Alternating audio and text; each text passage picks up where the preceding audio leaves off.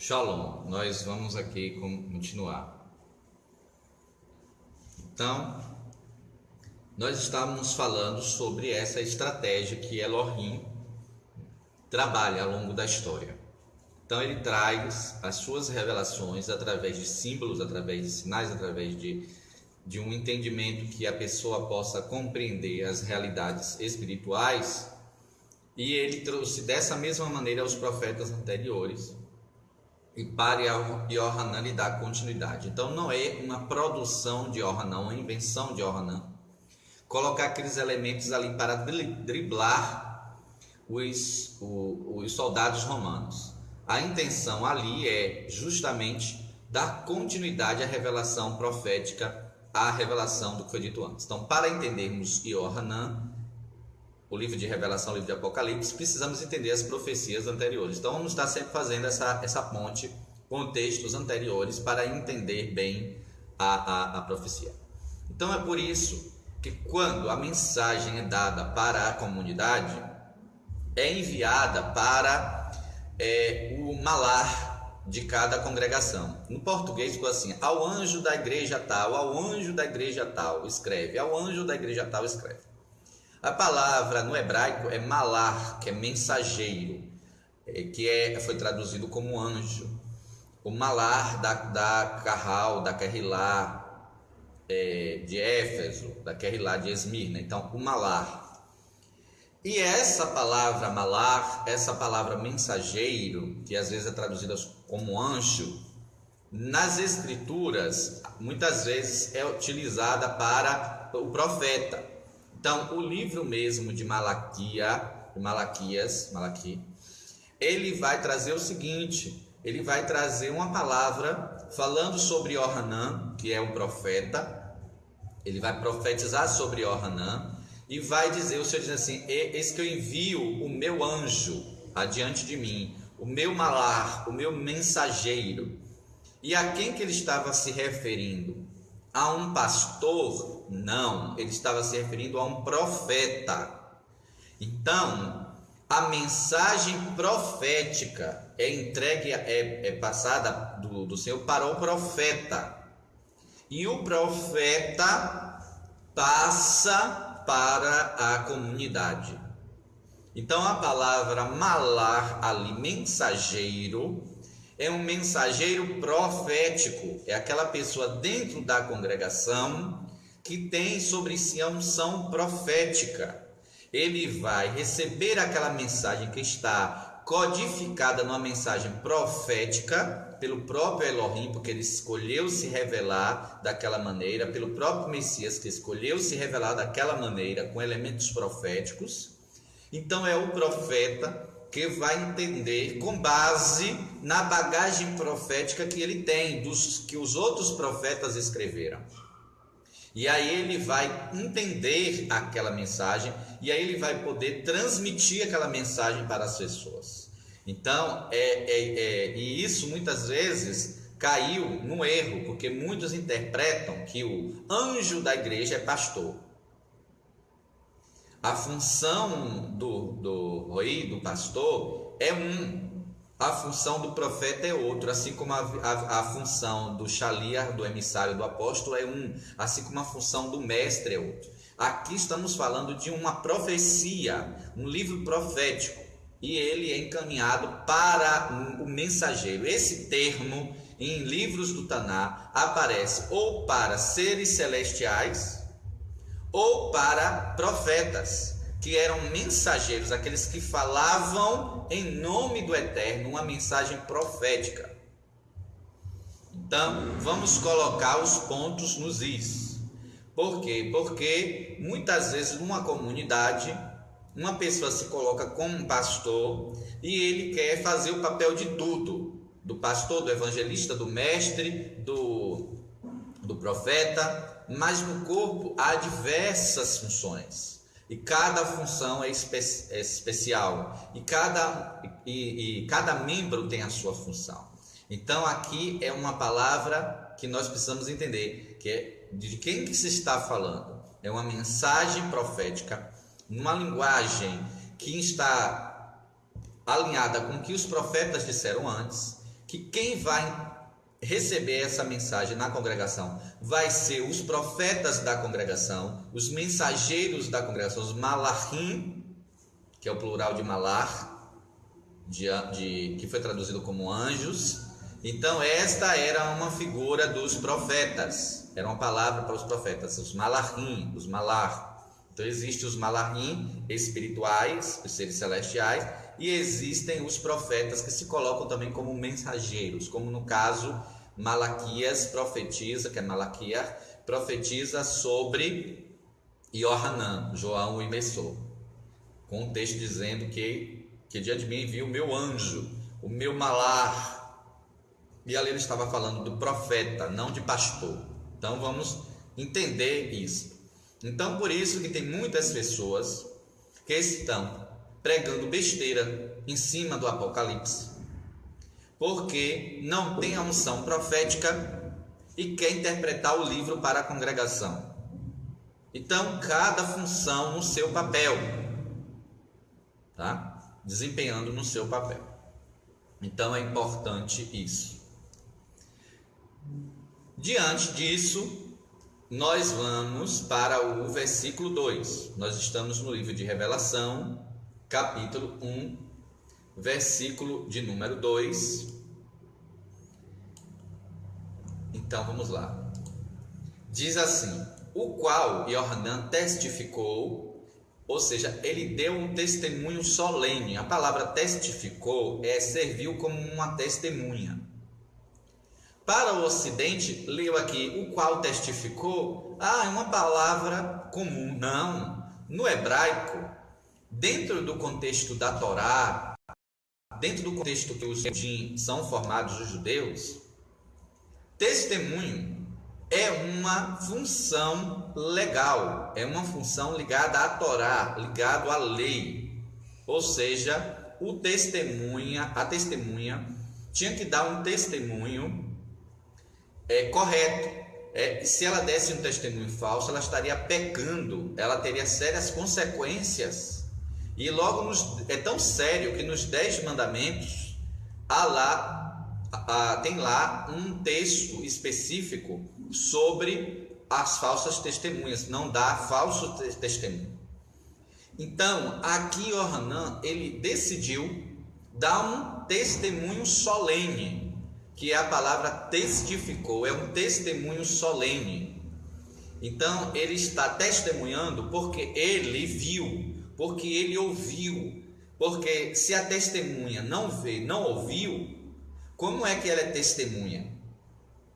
E ele dá um testemunho válido, solene, e o qual testemunha solenemente do Davar de Elohim, que é da palavra de Elohim, e ele também testifica do testemunho de Yahushua HaMashiach, de Yahushua ungido.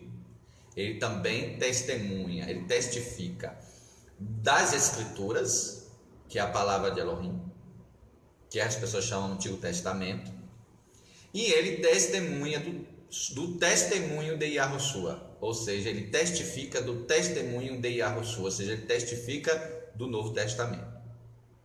De tudo quanto viu, ou seja, o que ele viu está alinhado, está com base nas Escrituras antigas e no testemunho de Yahushua.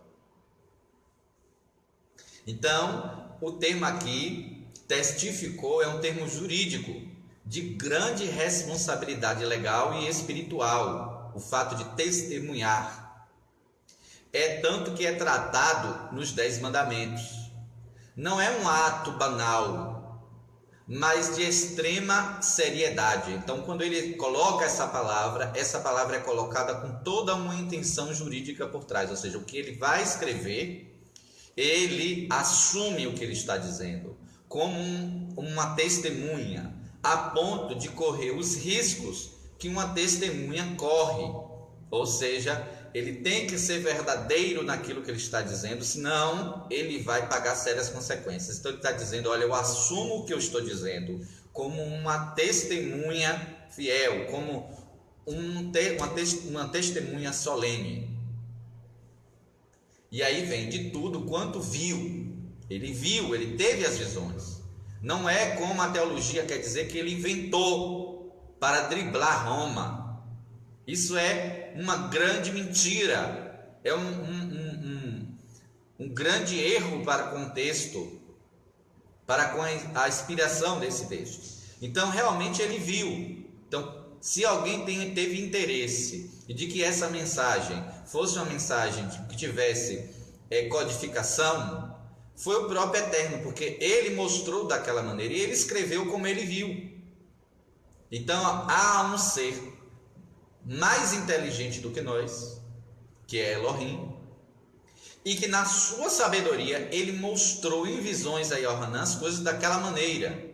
E ele sabia que daquela maneira aquela geração romana, aquele povo romano que perseguia, não ia entender. Mas quem tinha bagagem profética iria entender, porque é na linguagem profética do que foi dito antes. Então é interessante que quando você lê o livro de Revelação, que você tiver uma escritura que tem ali referências, faça esse exercício. Veja que vários versículos que estão ali, de alguma maneira, alguém já falou alguma coisa parecida antes, ou até mesmo igual antes. E aquilo ali vai trazendo base. Então, muitos dos versículos que aparecem vai ter base no que já foi dito antes. Então, quem entendia bem o que foi dito antes, quando lê esse livro, iria entender aquelas visões que o Senhor deu a Yohanan.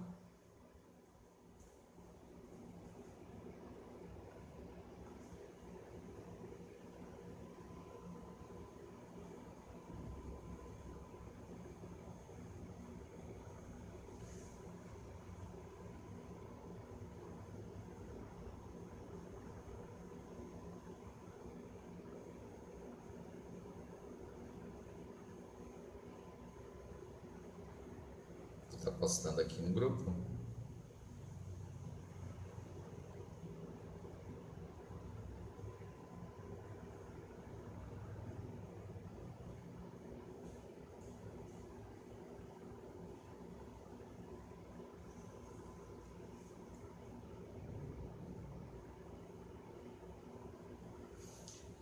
Bem, então nós vimos o seguinte. Nós vimos que aqui ele está falando de dois aspectos que o testemunho dele envolvia: a palavra de Elohim e o testemunho de Yahushua. Nós vimos também que isso significa os mandamentos de Elohim e a fé em Yahushua, porque nós já comparamos isso com outros versos, como no caso Apocalipse e Revelação, capítulo 12, verso 17, que diz que o dragão foi pelejar contra os restantes da descendência, os que guardam os mandamentos de Elohim, têm o testemunho de Yahushua. E em Apocalipse 14, 12, que fala que está a perseverança dos santos, dos separados, dos Kadoshim. Os que guardam os mandamentos de Elohim e a fé em Yahushua. Então são esses dois elementos importantes, tá? Então, isso colocado, nós vamos para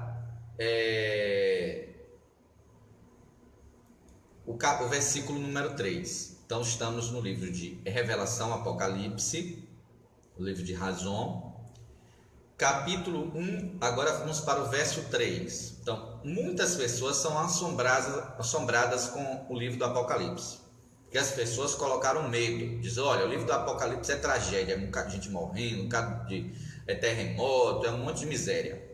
E aí as pessoas se assombram e não lêem. Agora veja, o livro começa dizendo o seguinte, capítulo 1, verso 3: abençoado, bem-aventurado aquele que lê. Abençoado aqueles que ouvem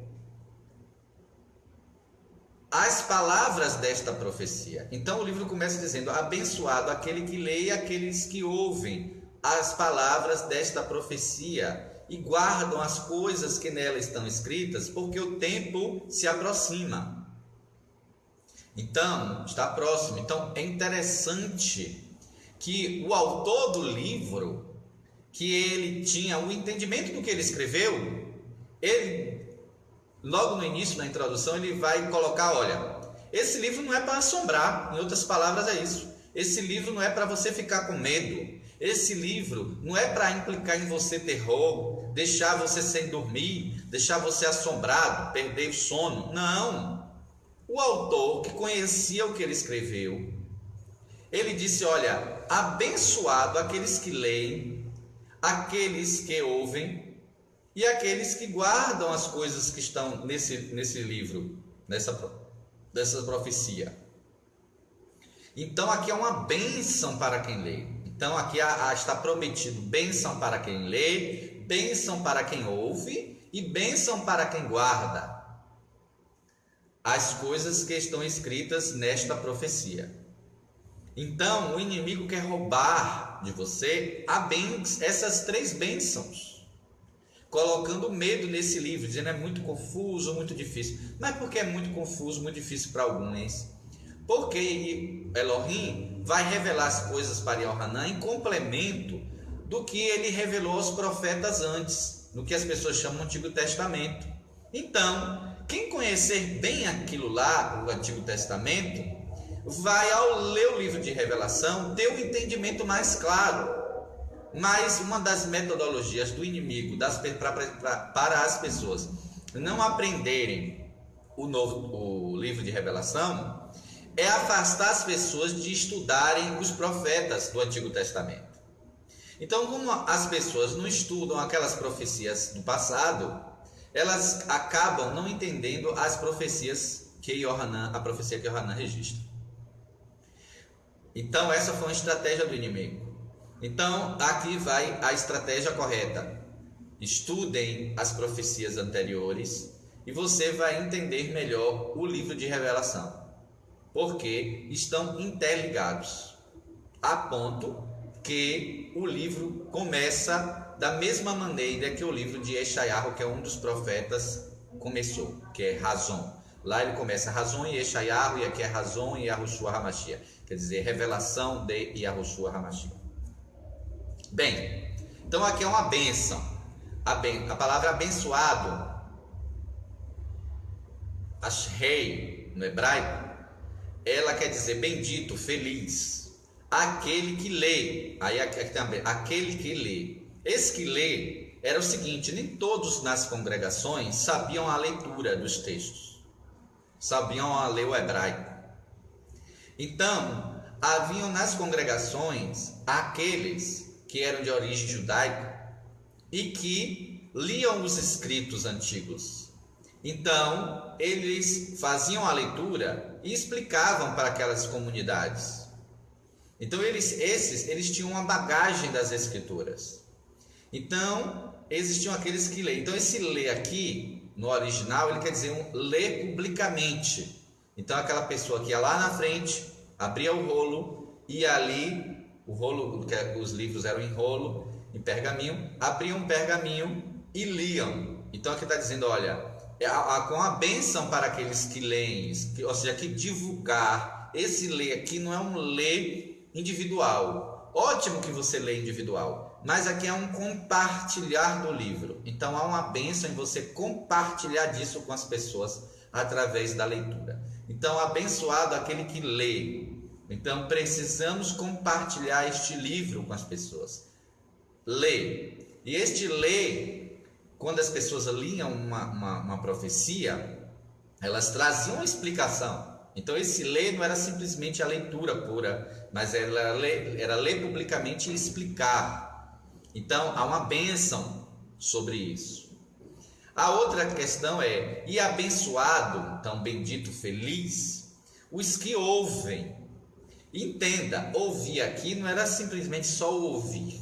É ouvir na intenção, no interesse de obedecer, ouvir para obedecer. Então, abençoado aqueles que ouvem as palavras desta profecia. Que é uma palavra profética. E guardam as coisas que nela está escrito. Então, guardar aqui não é só armazenar um conhecimento, mas é guardar no sentido de praticar. Então, aqueles que guardam os mandamentos, não é que pegou os mandamentos e botou numa gaveta, ou pegou os mandamentos e colocou na mente e pronto. Então, Então, aqui guardar é cumprir. Então, abençoado aqueles que leem, aqueles que divulgam, no caso, né, que leem e divulgam, aqueles que ouvem para obedecer e põem em prática as palavras que nelas estão escritas, porque o tempo ele está próximo.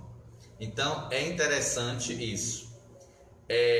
Só que esses verbos, na verdade, eles estão num contínuo. Então estão assim: bem-aventurado aqueles que lendo, então processo, né, que estão lendo, aqueles que estão ouvindo e aqueles que estão guardando as palavras desta profecia. Então é interessante o tempo do verbo. E é interessante que, olha, lhe ensinaram que essas profecias é só para o tempo lá do fim. Agora imagina, esse livro tem quase 2000 anos. Então, Yohanan estava mentindo quando ele disse que seria abençoado aqueles que iam ler, aqueles que iam ouvir, que iam guardar estas palavras, se essas palavras não iam servir de nada para eles, que eram palavras só para 2000 anos depois ou mais. Então aqui vamos tirar uma grande mentira. O livro de Revelação não tem a função apenas de preparar você para um futuro distante. O livro de Revelação tem informações práticas para o dia a dia, independente da data da vinda do Senhor, da volta do Senhor. Então, ao eles lerem aquelas palavras, eles iam trazer aplicações práticas para o seu dia a dia, e isso ia gerar para eles bem-aventurança.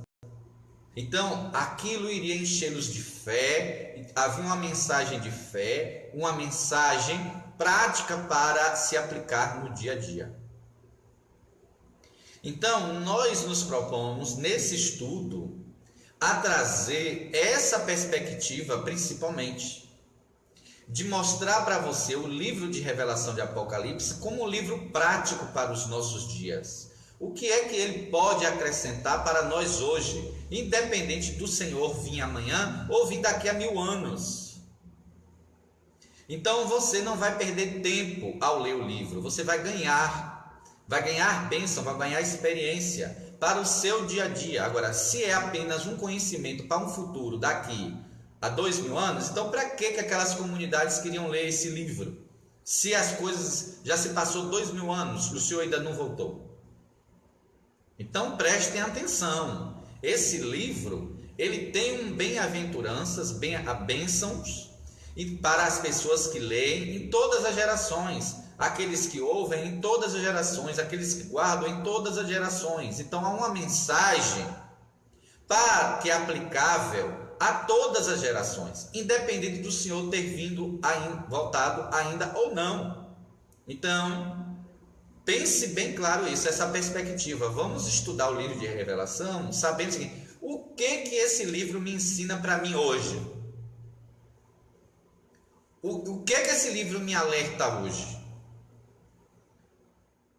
Digamos que essa besta ainda vem daqui a 300 anos, mas o que esse livro me acrescenta hoje?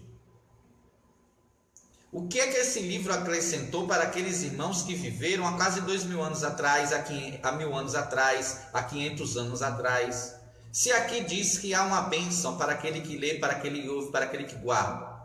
Então há coisas nesse livro a serem praticadas, implementadas no dia a dia. Precisamos restaurar isso. Então aqui o texto traz essa perspectiva.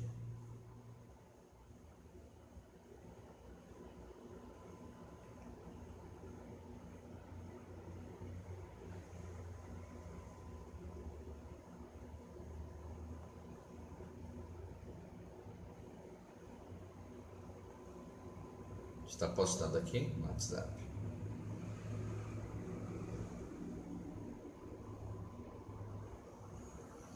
Então, o texto traz então a bênção tríplice. Para quem está lendo, para quem está ouvindo e para quem está guardando. E o tempo do verbo é assim, é lendo, ouvindo, guardando. Então não foi só uma leitura isolada que já passou. Então precisamos estar meditando nesse livro com mais intensidade. E diz qual é o porquê desta bênção. Porque o tempo se aproxima. Então esse tempo que se aproxima não é só o tempo final, mas é o tempo em que se aproxima para cada um de nós, que é necessário desse conhecimento para nós termos êxito. Então, em cada geração que passou, chegou a ela tempos difíceis, tempos de provas, que elas precisaram, naquele tempo, do conhecimento desse livro. Então isso é importante. Então, ou seja, a pessoa iria se sair bem e estar preparada para esse tempo que viria. O termo é importante nós entendermos isso naquilo que nós lemos de Eclesiastes, que o que é já foi e que o que há de ser também já foi. Então o presente já aconteceu no passado. E o futuro também já aconteceu no passado. Então o que é que isso quer dizer? Quer dizer que cada geração que passou aqui na Terra tiveram dificuldades, problemas, provas que tiveram que enfrentar. E se elas tivessem um conhecimento adequado do livro de Revelação, elas teriam aprendido lições práticas para vencer, para passar por aquilo. E sair com a bênção do Senhor. Então, por isso que nós estamos trazendo essa perspectiva. Outra coisa desse versículo, que é muito interessante, é que esse próprio texto se autodefine como profecia.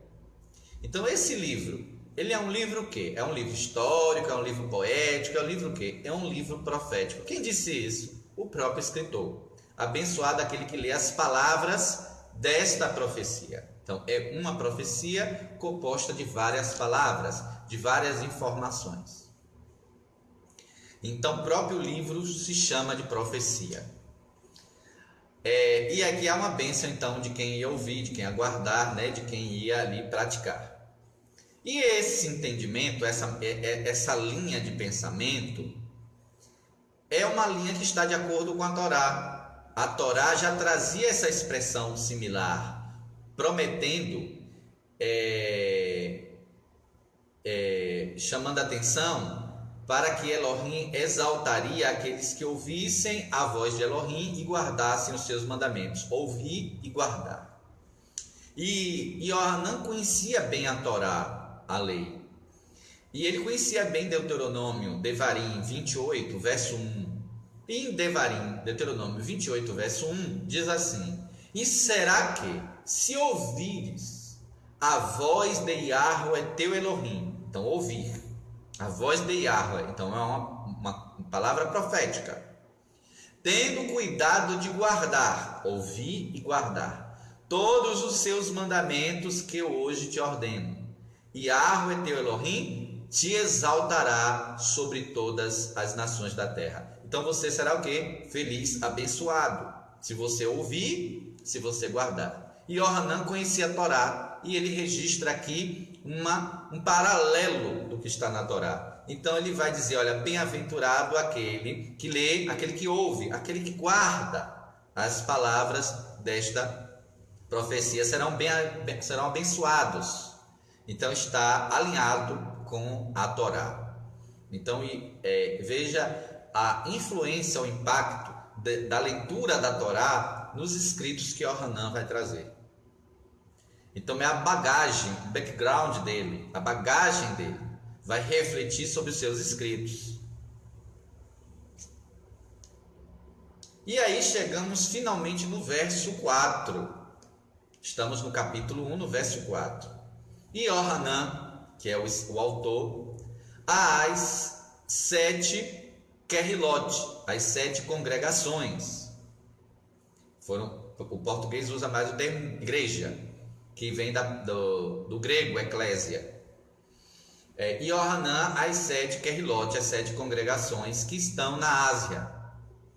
Irmãos, se você for ler o livro de Atos, se você for ler as cartas de Shaul, você vai ver que em cada comunidade dessa havia uma presença forte judaica e que Shaul e outros primeiro pregavam para esses Yehudim, esses judeus, para que eles abraçassem o Messias e a Yoshua. Muitos deles abraçavam a fé, outros rejeitavam. E aí Shaul pregava também para os gentios. Então estas comunidades eram comunidades mescladas entre judeus e gentios, que agora estavam congregando ali juntos. Então haviam nessas congregações muitos judeus que abraçaram a fé junto com os gentios. Como esses judeus, eles conheciam as escrituras, a Torá, os salmos, os profetas, então eles eram responsáveis por estarem passando esse conhecimento para esse povo que estava vindo do paganismo e não sabia nada de Bereshit, de Gênesis, de Número, de Deuteronômio, de Devarim, não sabiam a história direito dos reis de Israel, de Davi, não sabia as histórias do cativeiro, não sabia as histórias de Daniel. Então, são esses irmãos Yehudim, que vão ali colaborar com a congregação com esses conhecimentos, com essas informações. Então, eles tinham uma bagagem anterior. Então, é no meio desses que ali estão os mensageiros das congregações, mensageiros que têm um conhecimento profético, com unção profética, e que vai receber esse livro, e aí vai saber entender para poder explicar para aquelas congregações. Então aqui vai Yohanan, as 7 comunidades, as 7 Querilot, que estão na Ásia. O favor, que é a palavra hebraica é hesed, que é a misericórdia. No português as pessoas usam muito o termo graça, que vem de um termo grego, mas o termo original hebraico é hesed, que é bondade, favor, benevolência, misericórdia, amor, o favor imerecido de Yahweh. Então ele começa liberando o favor imerecido.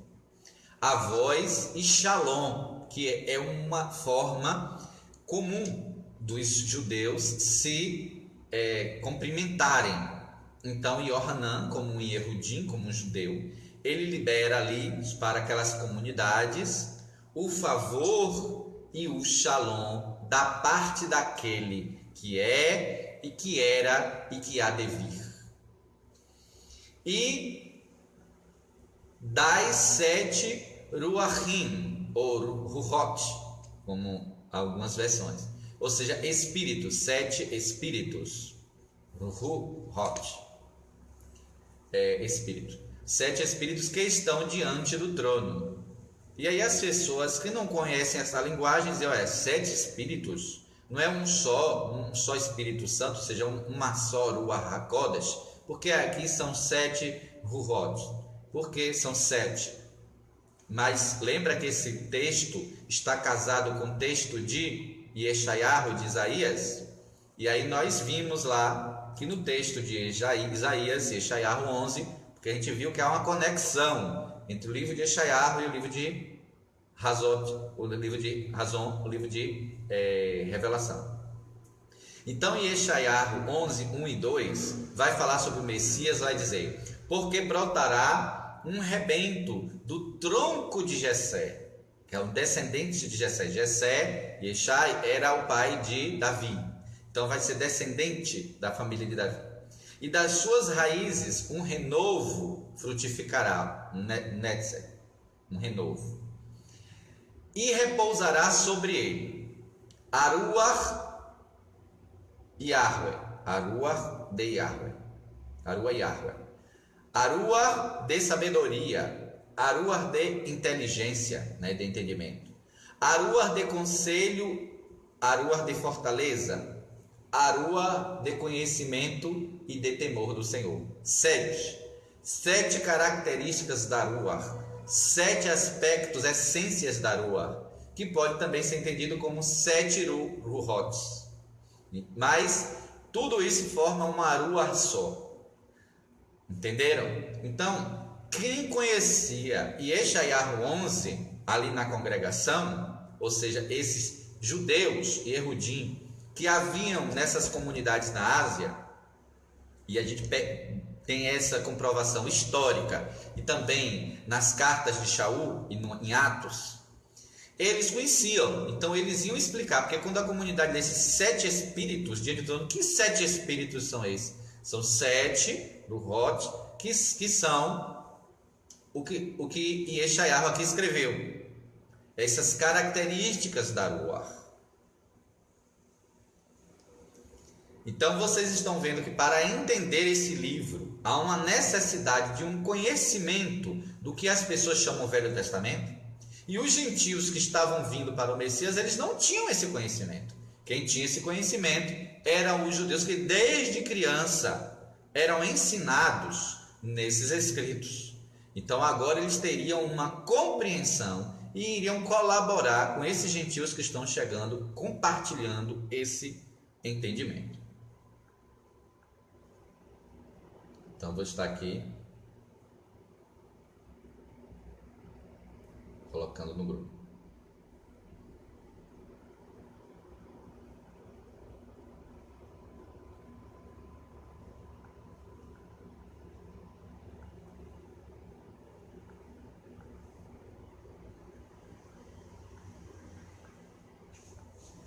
Bem, então vamos dar aqui continuidade, né?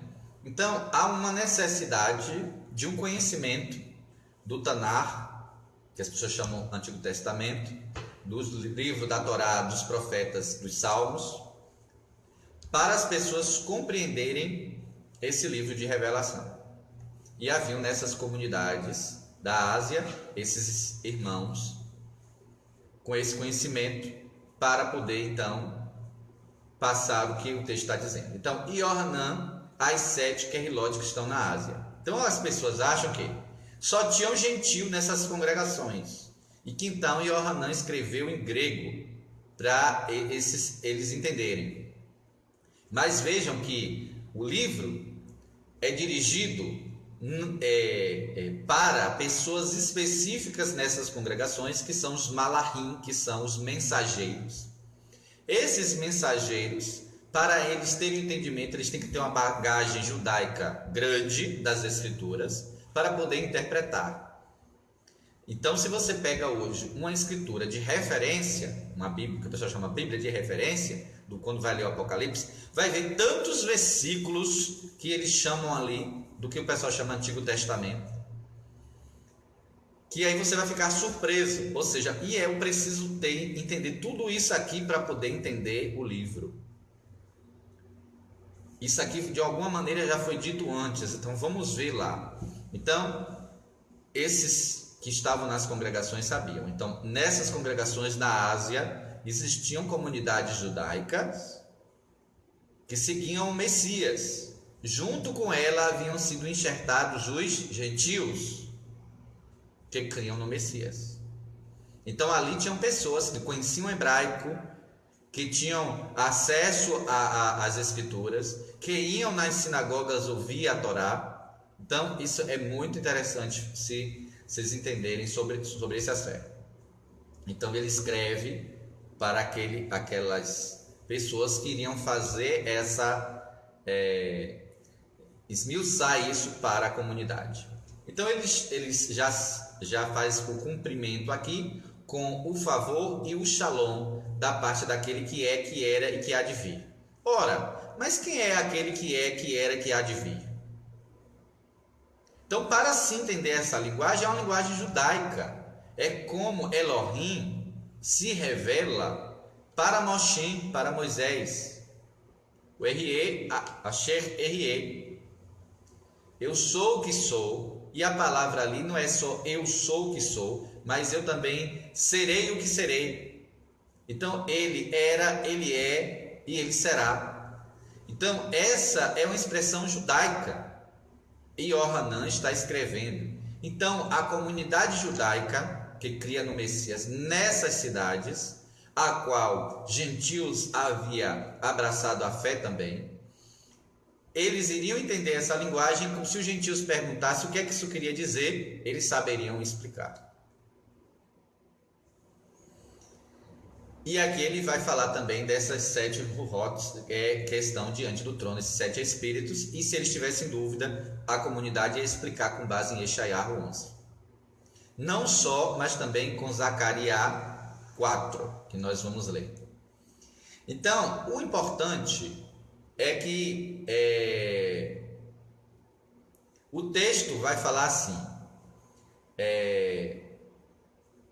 o verso 4 ele vai dizer, né, então, Yohanan às 7 congregações, Shalom da parte daquele que é, que era e que há de vir, das 7 ruhot que estão diante do trono, e o verso 5, e da parte de Yahushua HaMashiach.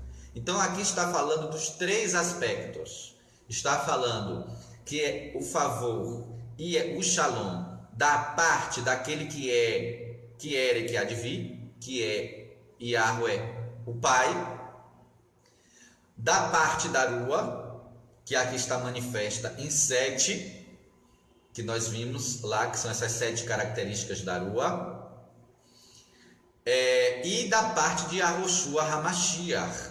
Então, o favor e o Shalom da parte desses 3. E aí, antes de avançar o verso 5, eu quero novamente falar desse aspecto da Ruach HaKodesh, representada aqui como 7.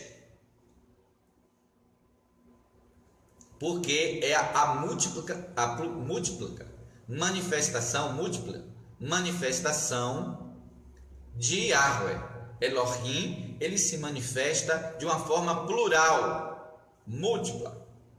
Não é só se manifesta de 2 maneiras, de 3, de 4, de 5, de 6, de 7. Então aqui quando está falando de 7, é uma forma plena, uma manifestação plena, múltipla. E nós vamos ver isso no elemento da menorá. A menorá como uma lâmpada, como um elemento de luz, com 7 braços. Então vamos para Zacarias, capítulo 4, a partir do verso 1. E o Malar, o mensageiro, que falava comigo, voltou. Despertou-me, como ao homem que é despertado do seu sono. Então ele teve uma revelação. E perguntou-me, que vês?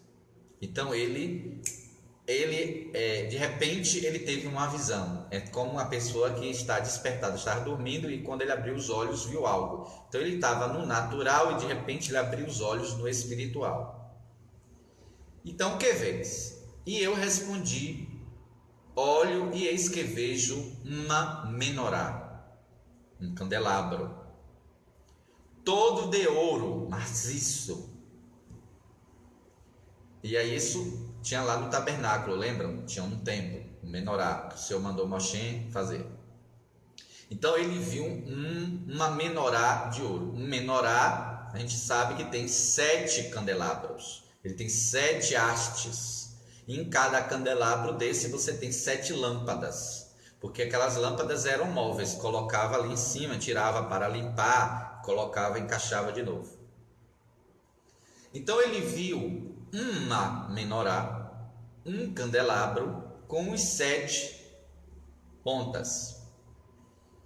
E viu um vaso de azeite no seu topo, com as suas 7 lâmpadas. Então ele tinha 7 lâmpadas de azeite e 7 canos, um para cada uma das lâmpadas no seu topo. Então aquele vaso de azeite alimentava as 7 lâmpadas que estava na menorá.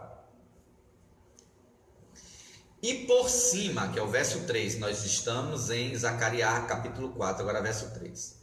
E por cima dele, junto dele, tinha 2 oliveiras. Uma à direita do vaso de azeite e outra à esquerda. Então ali você tem 2 oliveiras, uma à direita e uma à esquerda, E ali você vai ver depois que há uma união dessas duas oliveiras ali para aquele vaso. Verso 4: E perguntei ao mensageiro, ao malar, que falava comigo: Senhor meu, o que é isto? O que isso significa? Ele teve uma visão, mas queria saber o que isso significa. Respondeu o malar que falava comigo, dizendo: Não sabes tu o que é isso? Ou seja, você é um profeta da casa de Israel e não sabe o que é isso? Veja, ele perguntou e o malar respondeu com uma pergunta. Eu respondi: Não, senhor meu. E respondeu-me dizendo, verso 6: Esta é a palavra de Yahweh a Zerubabel, dizendo: Não por força, por poder, né, nem por violência, mas pela minha ruach. Então, ali estava falando que ali estava representando o agir da ruach. E a ruach estava ali representada por uma menorá de 7 lâmpadas. Entenderam? Então, a ruach está ali sendo representada pela menorá. A menorá representa também a ruach HaKodesh. Então, é um candelabro só, uma peça só de ouro, porém que existe 7 braços com 7 lâmpadas. E por isso que nós sabemos que é uma rua só, mas que se manifesta em 7 aspectos diferentes: conhecimento, fortaleza, temor de Yahweh e assim por diante. 7 aspectos. Então aqui vai desvendar esse mistério. Não por força nem por violência, mas pela minha rua, diz Yahweh de Sabaoth. E guarde essa expressão. Quando fala Yahweh dos exércitos, é que é algo tremendo, uma guerra, uma peleja, algo que não tem como ir contra. Então, não é por força nem por violência, mas pela minha rua, diz Yahweh dos exércitos. E aí vamos para o verso 6. O verso 6 nós acabamos de ler. Vamos para o verso 7. Deixa eu estar postando aqui.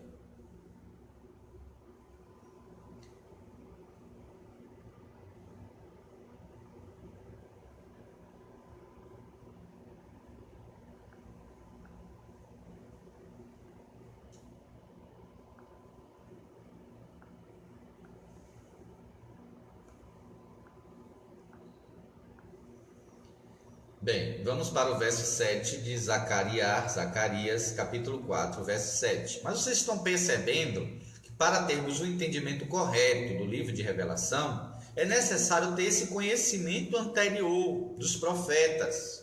Então, em cada comunidade haviam aqueles que tinham o mover profético, o dom profético, os profetas, e eles eram conhecedores dos escritos dos profetas, e eles trabalhavam na mesma linha, na mesma linguagem. Então eles iam entender esse livro de Yohanan e iria transmitir para a congregação.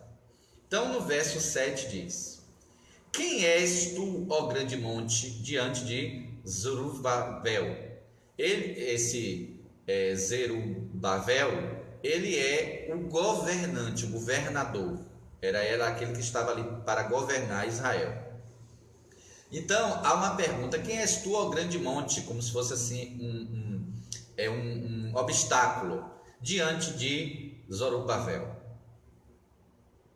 Tornar-te-ás uma campina, uma planície. Então, esse obstáculo ele vai desaparecer. Porque ele colocará a pedra angular. E nós sabemos que a pedra angular é quem? Yahushua HaMashiach. Ele trará a pedra angular, a pedra principal de arremate, com aclamações, com gritos. Que maravilha, bênção a ela, né? E o davar de Yahweh, que é a palavra, e o davar de Yahweh veio novamente a mim dizendo. E nós sabemos que quem é o davar de Yahweh, quem é a palavra de Yahvé, é quem? Yahushua HaMashiach. Ele é o davar que se fez carne e habitou entre nós. Na versão grega, colocaram logos. E aí muitas pessoas escrevem sobre o logos. E o logos se fez carne e habitou entre nós. Mas, como se fosse uma novidade, né? Mas o termo hebraico é davar. E o davar aparece várias vezes no que as pessoas chamam Antigo Testamento. Ou seja, Yahvé, Yahweh, já se manifestava para os profetas através do davar, ou seja, através de Yahushua HaMashiach. Antes de ele se fazer carne, era através dele, através do davar, que Yahweh se manifestava para os profetas. Então, novamente o davar de Yahweh, ou seja, o Messias, Yahushua HaMashiach, veio a mim dizendo: as mãos de Zorobabel têm lançado os alicerces, os fundamentos, as fundações desta casa, que era o Beit HaMikdash, o templo. Também as suas mãos o acabarão. Quer dizer, eles lançou os fundamentos e iria terminarão. Para que saibais que Yahweh Tsavaot, dos exércitos. Então, quando o Senhor entra numa questão como Senhor dos exércitos, sai da frente. Então, para que saibais que Yahweh Tsavaot me enviou a vós. E a palavra que enviou é a palavra que dá origem à palavra Shaliach, emissário, apóstolo. Porque a palavra apóstolo, irmãos, também é grego. Mas o Senhor já tinha os seus enviados antes no Taná também. O Senhor tinha aqueles que ele enviava. Então, apóstolo não começa só no Novo Testamento. Já tinha também pessoas que eram enviadas pelo Senhor também no Primeiro Testamento, que as pessoas chamam Antigo Testamento. Então, verso 10. Por que, pois, desprezar estes humildes começos? Porque quem despreza o dia das pequenas coisas? Pois se alegrarão vendo o prumo, a pedra principal, na mão de Zorobabel. Em outra versão diz: então ele me disse, ainda em sequência. Então ele me disse: estas sete lâmpadas da menorá são os 7 olhos de Yahweh que percorrem, que sondam por toda a terra. Então, a menorá representa a Ruach HaKodesh nos seus 7 aspectos, e as 7 lâmpadas representa os 7 olhos, ou seja, esse agir da Ruach, que a Ruach vem. A Ruach, ela sonda toda a terra e relata ao Pai. Então, a Ruach HaKodesh é os olhos de Yahweh sobre a terra. Aqui representando como 7, ou seja, como plenitude. Então, por isso que o livro de Revelação vai falar dos 7 espíritos de Elohim, as 7 Ruhot de Elohim. Então, está representado aqui como esses 7 olhos que sondam. Perguntei mais dizendo: que são as 2 oliveiras, à direita e à esquerda da menorá, do candelabro? E você vai ver que essa resposta não é dada pelo malar, pelo mensageiro.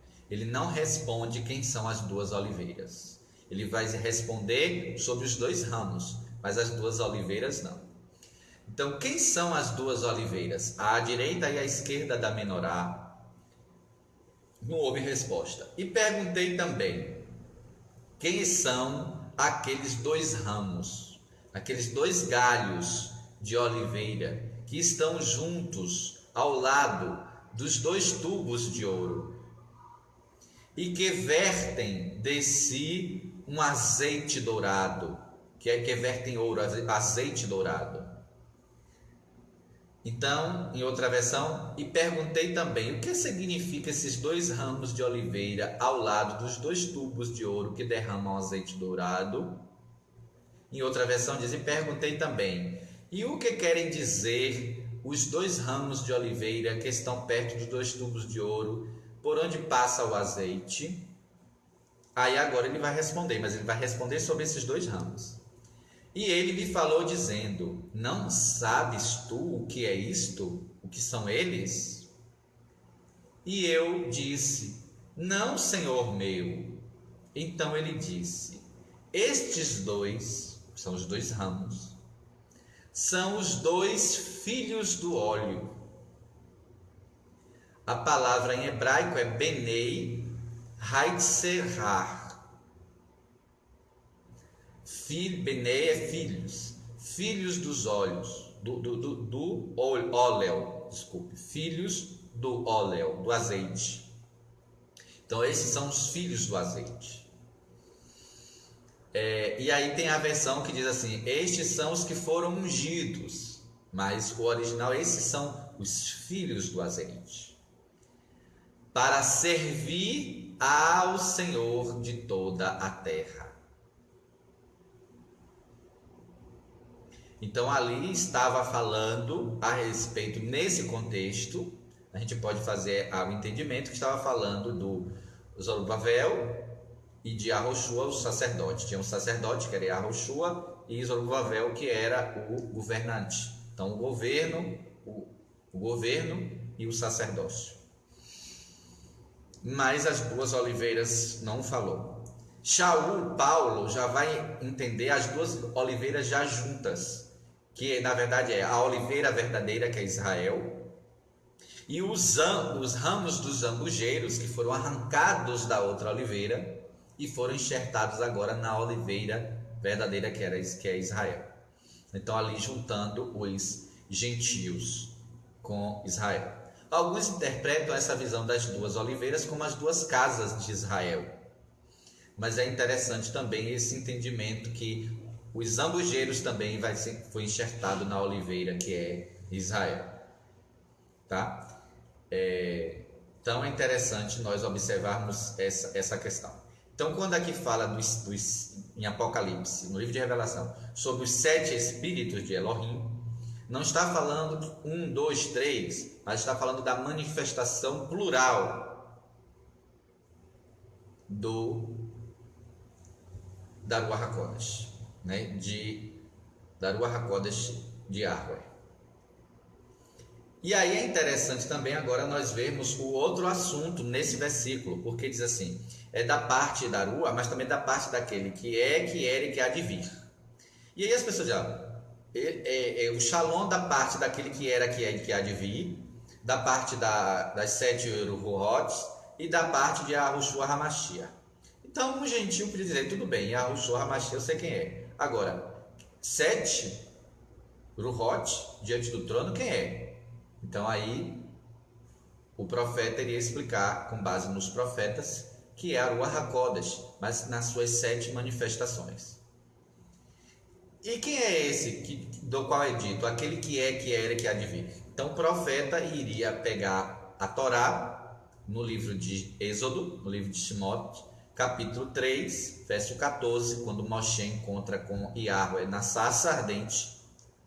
E ali Yahweh se revela e diz assim, e disse-lhe Elohim a Moshe, Errie Asher Errie, eu sou o que sou, eu serei o que serei. É isso que quer dizer Errie Asher Errie. Disse mais, assim dirás aos Benei Israel, os filhos de Israel, Errie me enviou a vós.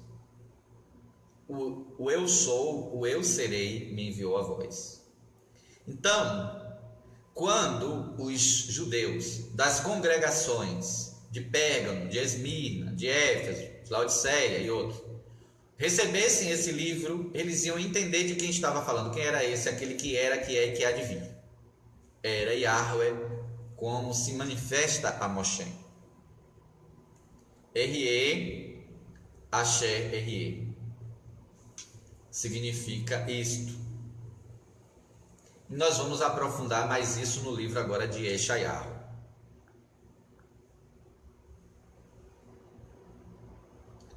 Então, é importante nós entendermos essa conexão entre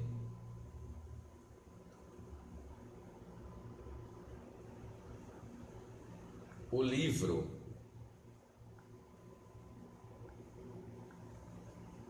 de revelação com os livros dos profetas e com a Torá. Porque a Torá também foi escrita por um profeta que foi Moshe. E o Senhor disse a Moshe que levantaria um outro profeta semelhante a Moshe. Então, a Torá também é um livro profético. Então, irmãos, nós vimos aqui que a Torá vai trazer entendimento sobre o Senhor como aquele que era e aquele que há de ser. E aquele que é. Então, R-E, Asher, R-E. Bem, é interessante agora vermos essa conexão entre o livro de revelação de Razon, de Yahushua, Hamashia, e o livro de Razon de Yeshayahu, a revelação de Yeshayahu. Então, em Yeshayahu, Isaías 41, verso 4, vai dizer assim: quem operou e fez isto, chamando as gerações desde o princípio? Eu, Yahweh, o primeiro, e com os últimos, eu mesmo. Então, ele é o primeiro, é aquele que era, que é que há de vir. Em Ezequiel, capítulo 1, verso 26, 27 e 28, vai falar o seguinte. Vamos ver. E Ezequiel, que é Ezequiel, capítulo 1, verso 26 em diante. E por cima do firmamento que estava por cima da sua cabeça havia uma semelhança de trono, como de safira. E sobre a semelhança do trono havia como que semelhança de um homem no alto sobre ele. E vi como a cor de âmbar, como aspecto do fogo pelo interior dele, desde a semelhança dos seus lombos e daí para cima, e desde a semelhança dos seus lombos e daí para baixo. Vi como a semelhança de fogo e um resplendor ao redor dele, e como o aspecto do arco que aparece na nuvem do dia de chuva, que as pessoas chamam arco-íris, mas Íris é uma deusa grega. E aqui fala sobre o arco, que é o arco da aliança, o arco que aparece na nuvem no dia de chuva. Assim era o aspecto do esplendor em redor. Este era o aspecto da semelhança, da kavod, do esplendor, da majestade de Elohim. E vendo isso, caí sobre o meu rosto. Então ele caiu por terra, caiu sobre o rosto. E ouvi a voz de quem falava. Então nós vamos ver aqui um paralelo desse texto com o livro de Revelação. Então veja que a revelação que Yohanan vai ter é um paralelo de revelações que outros profetas tiveram. Então são várias peças se juntando no livro de Revelação. Então é como se fosse ali uma coxa de retalho, vários pedaços se encaixando e formando então um todo. Então é importante entendermos isso. Vamos voltar lá para então o verso que nós estávamos lendo, o verso 5. Então, da parte de Yahushua, a fiel testemunha, o primogênito dos mortos, o Elion dos reis da terra, o mais elevado dos reis da terra, aquele que tem por nós Ahavá, amor, que nos ama, e pelo seu sangue nos libertou dos nossos pecados. E no verso 4 que nós lemos, Essa 7 ruhotes, 7 espíritos, eles estavam diante de quê? Diante do trono de Elohim. E aí nós vimos lá em Ezequiel falando sobre esse trono, né? E falando a respeito da Kavod do esplendor que estava ali. É interessante nós vermos aqui o verso 6, que é de Apocalipse, do livro de Revelação, capítulo 1, verso 6. E nos fez reino, Malhut, reino, e nos fez reino de Kohanim, reino de sacerdotes, para Elohim, seu pai. A ele seja Kavod, que é conhecido como o termo glória, mas é a Kavod, e o domínio de um mundo para o outro mundo, que é a tradução literal de Le Olmei Olamim, que é de um mundo para o outro mundo, deste Olam para o outro Olam. E aí alguns traduzem então de eternidade a eternidade. Amém. E a palavra amém, que é verdade. Então lá no aramaico ela é utilizada amém. E muitas vezes no grego é utilizada a palavra verdade. Bem,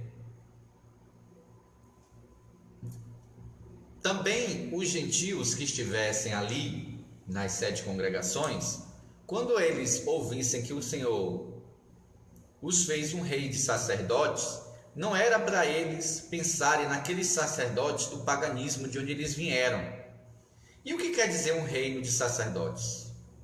Então, mas naquelas comunidades, naquelas 7 comunidades que existiam ali, os judeus que criam no Messias, eles conheciam bem Êxodo 19, Shemot 19. E Êxodo 19, verso 6, quando o Senhor reúne ali o povo de Israel, depois que saiu do cativeiro do Egito, diz assim: e vós, Êxodo 19, verso 6, e vós me sereis um reino de sacerdotes. Mamlechet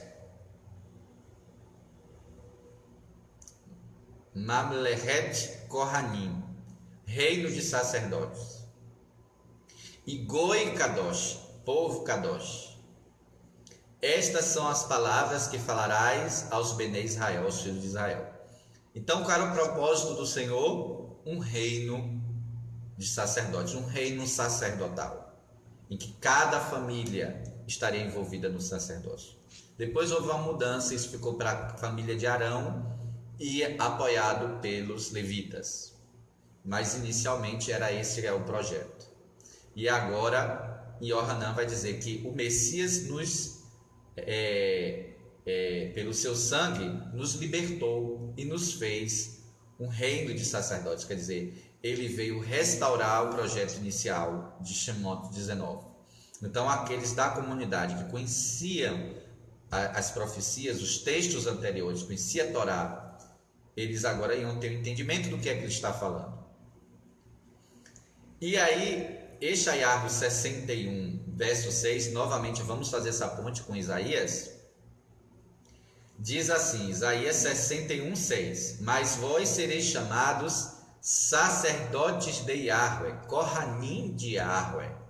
Veja a conexão entre o livro de Revelação e o livro de Isaías, de Yeshayahu.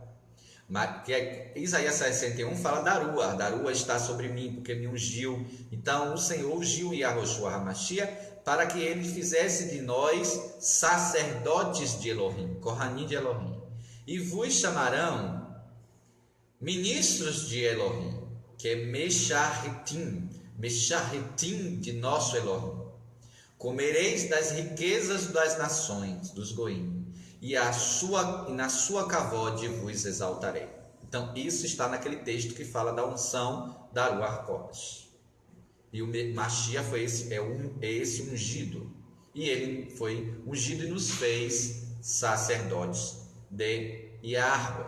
Então, quem conhecia as profecias de Yeshayahu, quem conhecia a Torá, quem conhecia os profetas, agora tinha um entendimento maior do que Yohanan está falando. Que maravilha! O texto começa falando que somos bem-aventurados, porque nós lemos, porque nós estamos lendo, porque nós estamos ouvindo, porque nós estamos guardando as palavras desta profecia.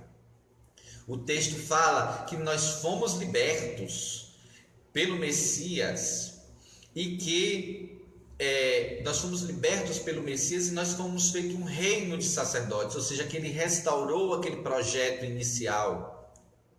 Que maravilha!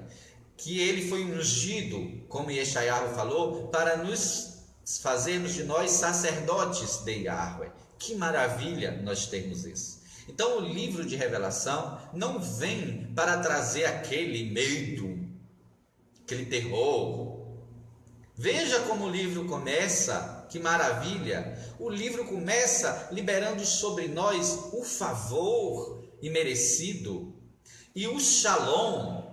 E olha, de uma forma tríplice, o favor e o shalom da parte daquele que era, que é e que há de vir. Só aí já estava suficiente, mas não para aí, é o favor e o shalom também das 7 ruhot, dos 7 espíritos de Elohim que estão diante do trono. Não só isso, mas também o favor e o shalom da parte de Yahushua Hamashia, a fiel testemunha, o mais elevado dos reis da terra, aquele que tem por nós Ahavá, amor, e pelo seu sangue nos libertou de nossos pecados. Olha como o livro começa, e o inimigo querendo botar medo em você. Se alguém vai ler o livro de Revelação com outro espírito, com outra intenção, com outro sentimento, que não esse de amor, de favor imerecido, de shalom, vai laborar em erro, vai ler o livro da forma errada, não vai ser bom para a pessoa. Bom para a pessoa é ler nessa perspectiva que o próprio autor vai trazer. Olha, Yohanan, as 7 Kerilot que estão na asa, o favor, a misericórdia e o shalom daquele que é, da parte daquele que é e que era e que há de vir, e das 7 ruhot que estão diante do seu trono, do trono ele reina, e da parte de Yahushua o ungido, que é a fiel testemunha, não é uma testemunha mentirosa, é fiel, primogênito dos mortos, ele morreu por nós,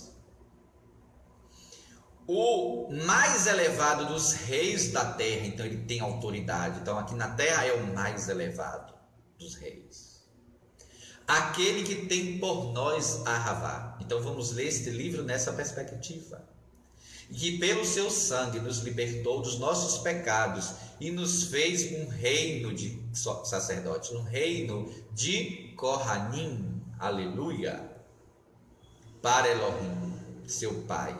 A ele seja a kavod e o domínio de um mundo, deste mundo para o outro, de eternidade a eternidade. Amém. Então, é interessante nós analisarmos esse aspecto de como Yohanan começa o livro, de como Yohanan mostra esse esplendor, que ele é a fiel testemunha.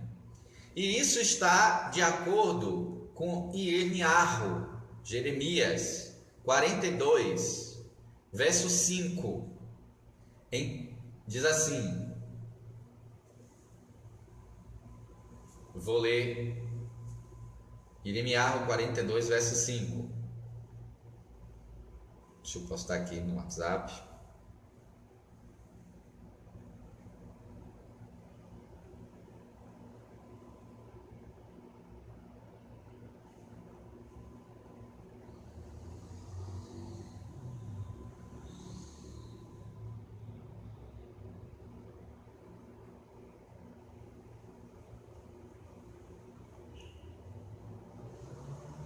Então, em Emiarro 42, Jeremias 42, 5, vai falar: então eles disseram a Emiarro, seja Yahweh entre nós testemunha da verdade e fidelidade. Testemunha da verdade e da fidelidade.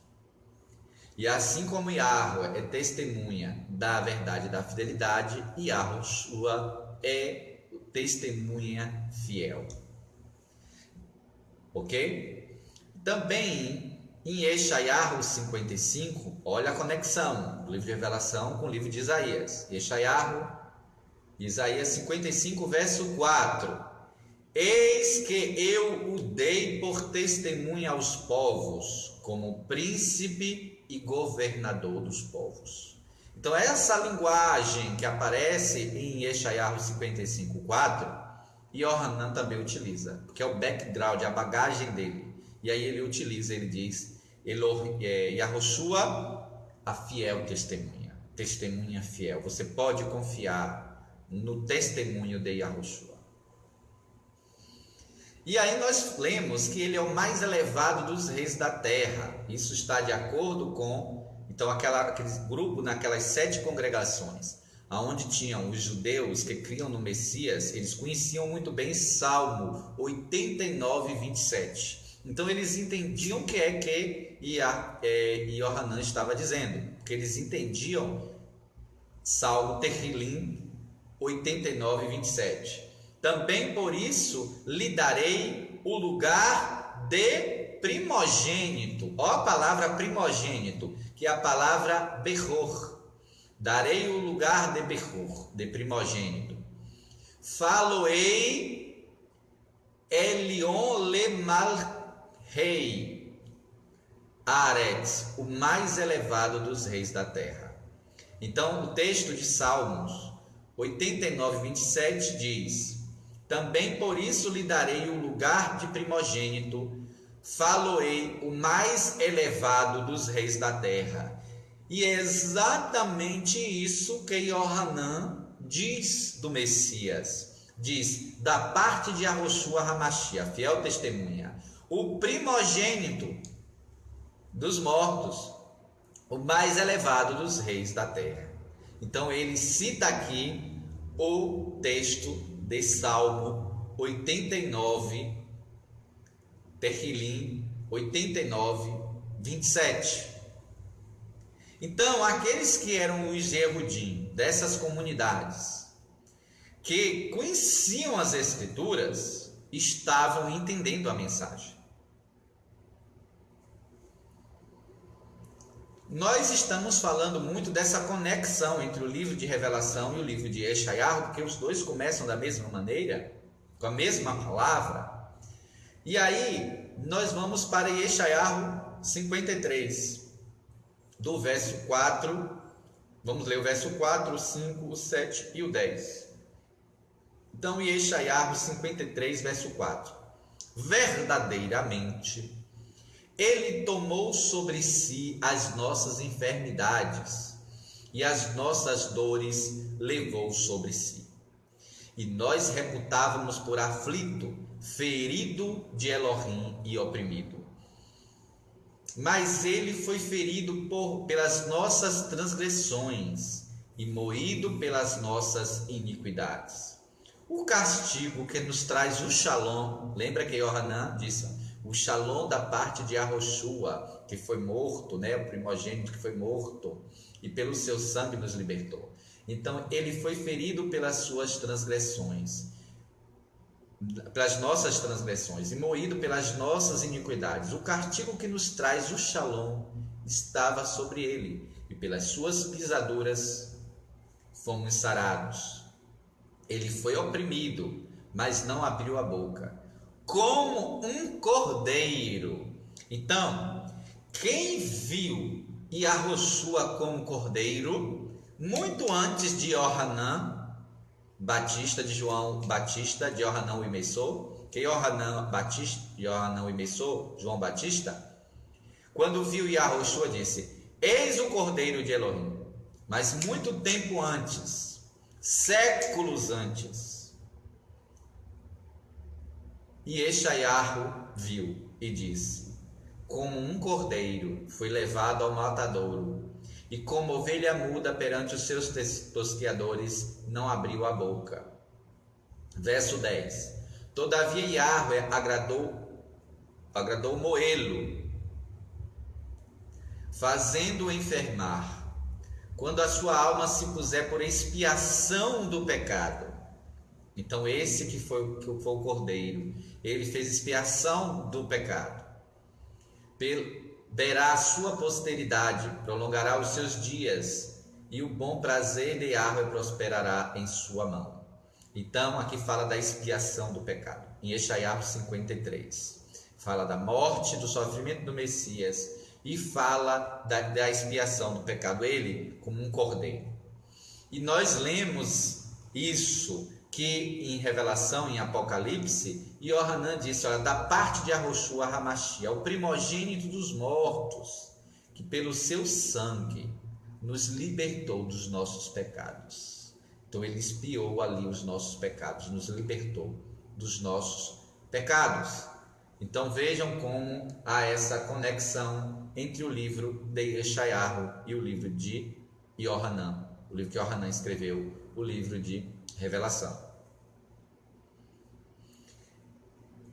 Os Yehudim judeus dessas comunidades conheciam também bem o Salmo 130, verso 8, que diz, Terrilim 138, e ele remirá Israel de todas as suas iniquidades. Também esses mesmos Yehudim dessas comunidades, que liam muito o livro de Eshaiahu, ia entender que Isaías 40, veja a conexão, Isaías 42 e Eshaiahu 42. Falai benignamente a Jerusalém, a Jerusalém, e brandai que já a sua escravidão é acabada, que a sua iniquidade é expiada, fez a expiação da iniquidade, e que já recebeu em dobro da mão de Yahweh por todos os seus pecados. Então aqui fala da iniquidade ser expiada. E o sangue, por que o sangue? O sangue que nos libertou é uma referência profética do que aconteceu no Egito, quando eles foram libertos do Egito na última praga, e para eles serem libertos teve que derramar sangue do cordeiro e colocar nos umbrais da porta. E eles, esses judeus, bem sabiam dessa história. E eles sabiam, no capítulo 12 de Êxodo, de Shemot 12, o verso 13, então capítulo 12, verso 13 de Êxodo, diz assim, e aquele sangue vos será por sinal nas casas em que estiverem. Vendo eu o sangue, passarei por cima de vós, e não haverá entre vós praga de mortandade, porque o cordeiro foi morto no seu lugar, quando eu feri a terra do Egito. Então aqui vai trazer no livro de Revelação juízo sobre a terra, pragas que virão. Mas antes de ele apresentar essas pragas, esse juízo, ele apresenta o sangue do cordeiro Yahoshua HaMashiach, o sangue daquele que foi o primogênito que foi morto, que nos libertou pelo seu sangue. Aleluia. E em Vaikra, Levítico, capítulo 17, verso 11, também bem conhecido pelos judeus destas comunidades, que iriam ali explicar para os gentios o que é que essa expressão de Yohanan aqui no livro de Revelação significa. Então em Levítico 17, 11, vai dizer assim, Vaikra 17, 11, porque a alma da carne está no sangue, pelo que vos tenho dado sobre o altar, para fazer expiação pela vossa alma, porque é o sangue que fará expiação pela alma. Então o sangue do Mashiach nos libertou do pecado, expiou o nosso pecado, fez a expiação do nosso pecado. Então, para os gentios que estavam vindo do paganismo e não entendiam muito bem sobre essas coisas, a comunidade judaica que cria no Messias nessas 7 cidades podiam explicar para eles com base em Êxodo, em Levítico, em Salmos, nos profetas. Então, por isso que essa mensagem tem que ser escrita aos malachim, aos 7 malachim, aos 7 mensageiros das comunidades, porque esses 7 profetas conheciam muito bem as Escrituras para poderem passar a mensagem profética. Então, é importante isso, porque o livro de Revelação vai apresentar mais à frente o Messias como o Cordeiro de Elohim, o Cordeiro que foi morto. E que cordeiro é esse? Por que esse cordeiro? Então, nós vamos ver agora, entender essa revelação do cordeiro, que vai aparecer também no livro de Revelação.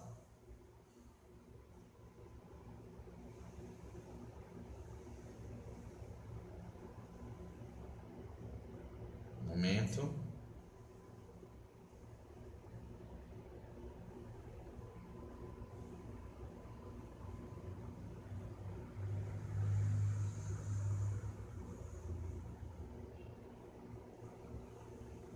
Vamos lá. Então, no livro de Revelação vai aparecer várias vezes referindo ao Messias como o Cordeiro de Elohim. Mas muitas vezes os gentios podiam vir do seu paganismo e não saber o que é isso, que mensagem é essa? Por que Cordeiro de Elohim? Como é que isso começa? O que é que isso significa? De onde isso vem? Então é interessante nós voltarmos ao princípio. No livro de Bereshit, de Gênesis, há algo muito interessante que acontece com Abraham, Avino, pai Abraão. Então, conhece com Abraão. Então, Abraham, em Bereshit, no livro de Bereshit, de Gênesis 22, verso 7, Abraham, então, vai ir para sacrificar Isaac, porque Yahweh havia pedido. E ele estava indo para sacrificar Isaac. Então, Isaac está assim no capítulo 22 de Gênesis, verso 7. Então falou Isaac a Abraham, seu pai, e disse: meu pai. E ele disse: eis-me aqui, meu filho. E ele disse: eis aqui o fogo, que era usado para queimar o holocausto, e a lenha, que era usado para também queimar o sacrifício. Mas onde está o cordeiro para o holocausto? Veja que aqui aparece a palavra cordeiro. E Abraham, cheio de fé e profeticamente, ele diz: Elohim proverá para si o cordeiro para o holocausto, meu filho. Então ali estava Abraham indo oferecer o seu filho para Yahweh. E aquilo, o eterno Elohim, tomou como se ele tivesse feito, porque quando chega nos finalmente, ele não precisa mais, porque no coração, Abraham já tinha sacrificado Isaac. Então isso, agora, Yahweh diz, é como se Yahweh dissesse assim: agora eu também tenho a minha legalidade de oferecer o meu filho por você, pelo seu povo. E em ti serão benditas as nações da terra. Então, pelas nações. Então, por que fizeste isso? Não me negaste o teu filho, o teu único filho? Então, também isso deu direito a Yahweh a oferecer do filho dele. E esse filho seria o cordeiro de Elohim. Veja que diz Abraham: Elohim proverá para si o cordeiro para o holocausto, meu filho. Assim caminharam ambos juntos. Agora, quando ele foi sacrificar Isaac, foi dito para ele não sacrificar mais Isaac, mas ele não ia voltar sem oferecer algo ao Senhor. Então, quando ele olhou, ele viu algo e sacrificou aquele animal ali no altar. Infelizmente, muitas pessoas não prestam atenção e acham que Abraão sacrificou então ali um cordeiro que ele havia profetizado, porque Abraão profetizou: Elohim proverá para si o cordeiro para o holocausto. Então eles acham que logo depois ali aquilo se cumpriu. Mas o que é que Abraão viu preso e sacrificou? Foi um cordeiro? Vamos ver que não. Verso 13, então, em Gênesis 22, 13, Bereshit 22, 13. Então levantou Abraão os seus olhos e olhou, e eis um carneiro detrás dele, preso pelos seus chifres. Então os chifres já eram grandes, davam volta e estava preso no arbusto. Então não é mais cordeiro. Cordeiro é até um ano. Até um ano, é novinho, não tem chifre. E esse já tinha chifre grande, a pronto de estar preso pelo chifre. Então, e o texto diz que era carneiro, não era mais cordeiro. Cordeiro, quando é novinho, nem chifre tem. Então ele pegou esse carneiro, não era cordeiro, que estava preso ali no chifre, naquele arbusto, naquele mato. Foi Abraão, tomou o carneiro, novamente fala que é carneiro, e ofereceu em holocausto em lugar do seu filho. Cumpriu então a profecia? Não cumpriu. E quando é que o cordeiro de Elohim, que Elohim proveu para o sacrifício, veio? Séculos e séculos depois. Cerca aqui de quase 2000 anos depois. É que vem o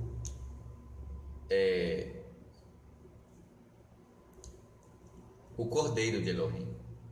Então, vamos ver aqui quem detecta isso. E Yeshayahu, ele viu que aquele que sofreria pelas nossas transgressões, que está lá em Yeshayahu, que nós lemos de Isaías 54, que fala lá de que em 53, Isaías 53 e Yeshayahu 53, fala que ele foi oprimido, ele foi como um cordeiro.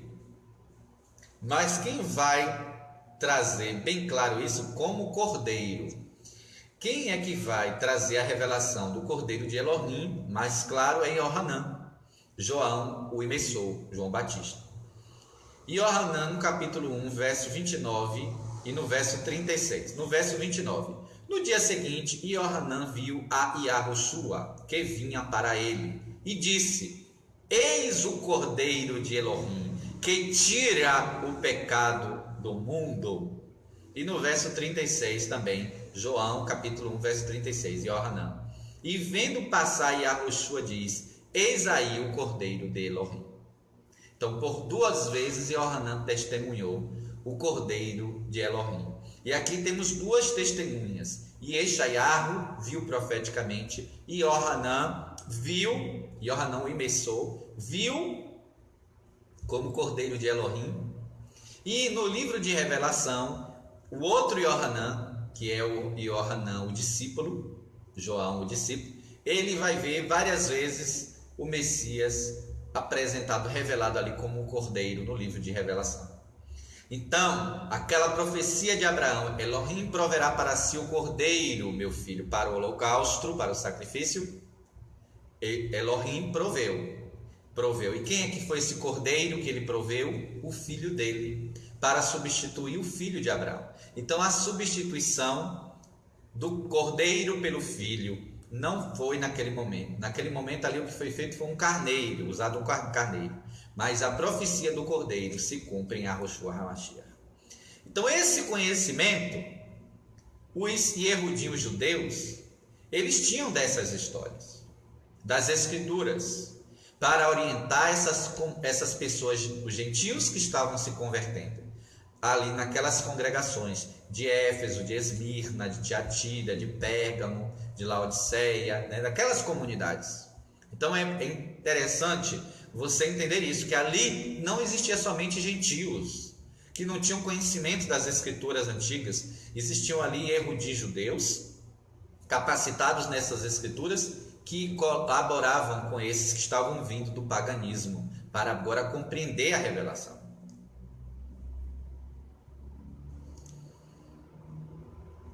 Então, o verso 6 fala justamente que ele nos fez um reino de Kohanim, nós vimos isso. E vamos ver agora o verso de número 7, Apocalipse 1, verso 7. Eis que vem com as nuvens, e todo olho o verá, até mesmo aqueles que o transpassaram, e todas as tribos da terra se lamentarão sobre ele. Sim, amém. É verdade. Então, esta frase, eis que vem com as nuvens, em hebraico, Hinei, Hu, Rabá, Im, Ha, Ananim. Eu não sou lá, né, essas coisas todas, né, com hebraico eu conheço muito pouco. Então, é uma frase hebraica, Hinei, Hu, Rabá, Im, Ha, Ananim. Eis que vem com as nuvens. E em um outro momento nós vamos dar continuidade a partir deste verso. Mas o que é que nós podemos já entender aqui? Que o livro, antes de apresentar aquelas tragédias, aquelas pragas, olha como o livro começa. Olha como o livro está apresentado. Ele já começa falando sobre Yahoshua, aquele que nos fez um reino de sacerdotes para Elohim, seu Pai. A ele seja a kavod e o domínio de eternidade a eternidade. Eis que vem com as nuvens. Que nuvens? Será só as nuvens do céu ou as nuvens da kavod, do esplendor, da glória? E todo olho o verá. Então ele vai vir com o resplendor da kavod. Essas nuvens, a nuvem da kavod. Lembra quando a kavod de Elohim encheu o templo com a sua nuvem, que a pessoa chama nuvem de glória? Na verdade é a nuvem da kavod, o resplendor, uma nuvem que brilha. Então todo olho o verá, até mesmo aqueles que o transpassaram, e todas as tribos da terra se lamentarão sobre ele. Então, nós vamos parar aqui e mais à frente nós vamos para um outro vídeo, né, em continuidade, para que esse vídeo também não fique muito grande. Então, vamos fazer aqui uma oração. Senhor, nós te louvamos. Como começa o livro de Revelação? Falando essas coisas maravilhosas. Sabemos também como termina, de uma forma maravilhosa, com um novo céu, uma nova terra, a nova Jerusalém descendo dos céus. E tantas coisas. Senhor, nos enche com o teu shalom, nos enche com o teu favor imerecido. O favor imerecido e o shalom, da parte daquele que era, que é e que há de vir, das 7 Ruhot que estão diante do trono, quer dizer, da Ruach HaKodesh, e da parte de Yahoshua HaMashiach. Amém. Shalom.